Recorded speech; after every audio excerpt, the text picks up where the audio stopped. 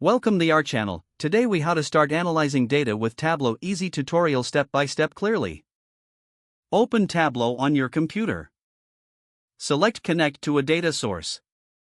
Choose the type of data you want to analyze. Common options include Excel files, text files, or databases. For this tutorial, we will use an Excel file. Locate the file on your computer and select it.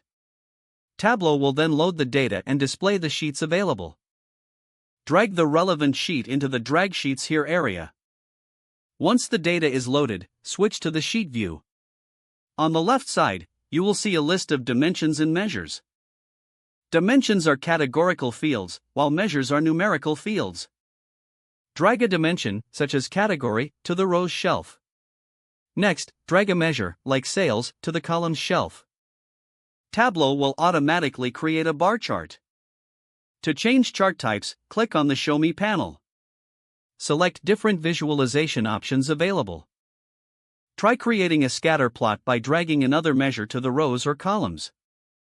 Use filters to narrow down your analysis. Drag any dimension to the filters shelf.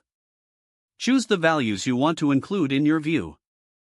To enhance the visualization, add colors. Drag a dimension to the color mark card. Adjust the color scheme as desired. To add labels, drag a measure to the label mark card. Explore the dashboard options by switching to a new sheet. Create multiple visualizations. Utilize dashboard from the main menu to combine your views. Drag your sheets into the dashboard workspace. Don't forget to like this video and subscribe to our channel for more step-by-step tech guides.